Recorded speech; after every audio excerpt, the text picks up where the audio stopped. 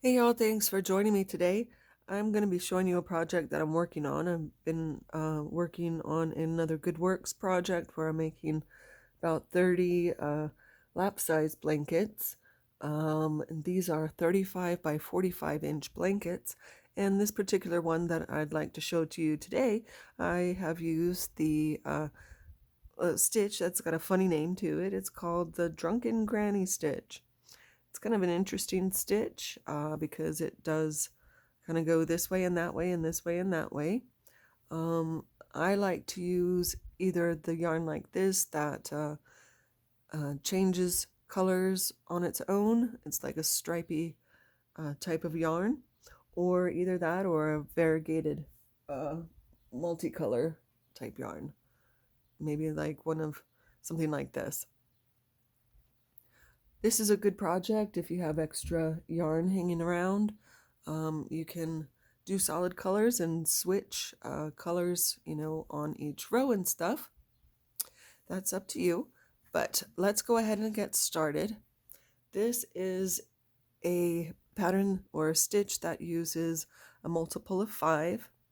So for my example here, I have 25 chains. Now this particular stitch, it's going to be using a double crochet and a chain stitch. So once you know how to do those, that's perfect.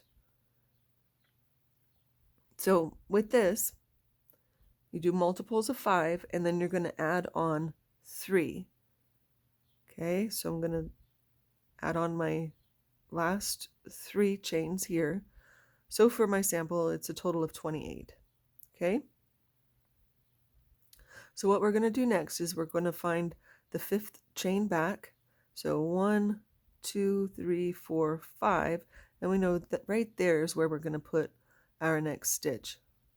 So for the double crochet, we wrap our yarn, poke it down through, grab the yarn, pull it through so we have 3 loops on our hook. We'll grab the yarn and pull it through 2, and grab the yarn and pull it through 2. That's the double crochet.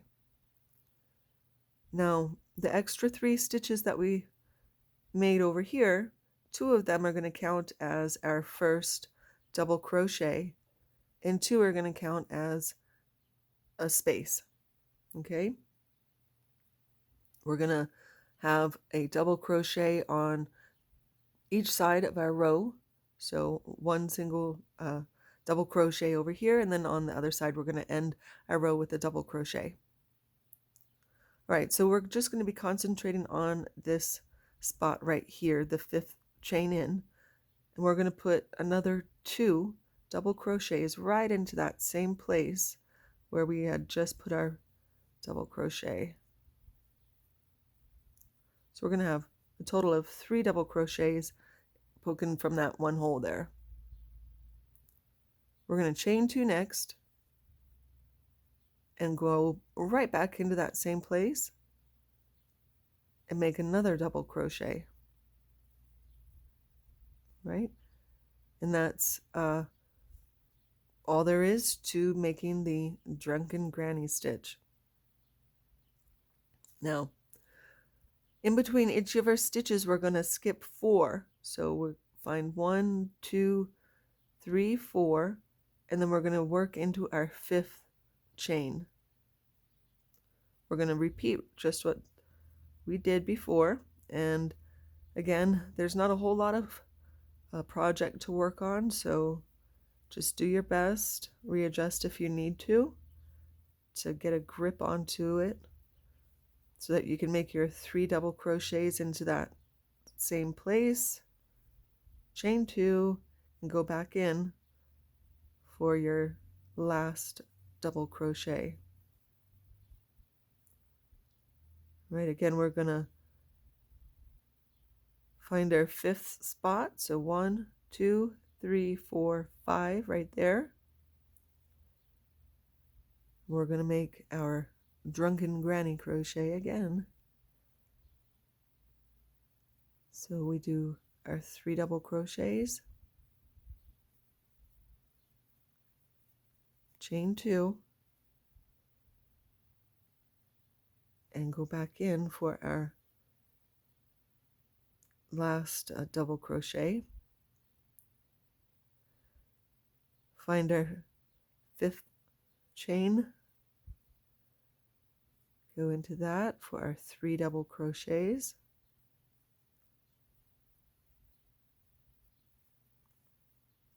chain 2 and go back into it for our last double crochet. And again, 1, 2, 3, 4, 5, find your 5th one. Let's see, 1, 2, 3, 4, 5. Oh my gosh, 1, 2, 3, 4, 5. There we are. Sorry, I had trouble with that one. And my eyes were playing tricks on me. So our 3 double crochets, chain 2 and 1 double crochet. So now we have 3 chains left of our foundation row here, our first chain. We're going to skip these 2, and into the very last chain we're going to put our double crochet, just 1. Okay. Next we're going to chain up 2, turn the work, and now it becomes very easy. All we're doing is looking for this chain 2 spot. Now this is kind of similar to the flying V stitch that I showed you in another video. The flying V, we do 2 double crochets, chain 2, and then we do a single crochet all into the same spot. So the drunken crochet, the Drunken Granny is the 3 chain 2 and then go back in with the double crochet. So anyways, all we're doing here is looking for these chain 2 spots. So you're going to put your 3 double crochets underneath, so you're not worried about going into any stitch, you're just working into the big chain 2 spot. Put your 3 double crochets, chain 2, and then your other double crochet right back into that spot.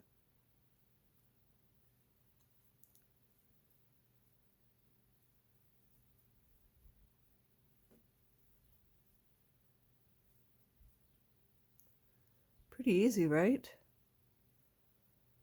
Now, what I have come across with this is sometimes I get a little too relaxed with it as I'm watching the TV or doing something else and kind of absent-mindedly making this stitch.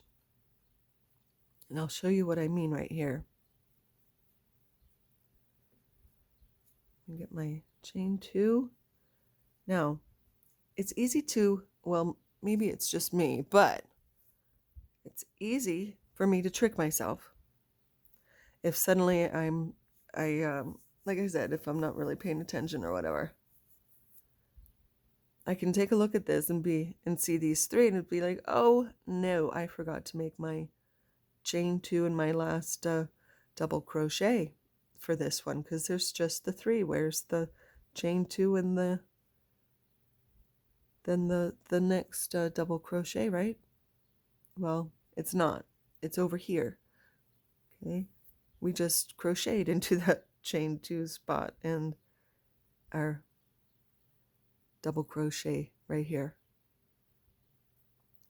Because when you're working on this row, whatever row is facing you, the chain 2 and the double crochet is going to be to the left of your 3, right? But then when we turn it over and we are working down our next row, they're on the right side of your chain or your 3 double crochets. So anyways, I just wanted to point that out to you. You don't want to accidentally think, oh no, I made a mistake, and either become frustrated and kind of throw it to the side and abandon the project, or rip it out unnecessarily. Do you see what I mean? Okay, so we're back to here. We're going to put in our last double crochet. So we just find, remember we had our 2 chains that were our space and then 2 that are our double crochet. So we're just going to poke it in up there and make our double crochet for the sides. Anyways, what do you guys think? It's pretty simple, right? And as you get going and project increases, you'll really be able to see how, like I said, it's kind of goes this way and that way and this way and that way, and has a fun little effect to it. So if you wanted to make a lap blanket like this, I was using a 5.75 millimeter hook, and then I go ahead and chain up, for starters, 110, and then add my 3 on. And that seems to get me to the right size that I need for my little lap blanket that I'm working on. So, all right, well, I guess that's it for now. Let me know what you think, or if I didn't make any part of it clear enough or have any questions or whatever, I'll be happy to try and answer those for you. So anyways, all right. Thank you so much for watching, and until next time, bye.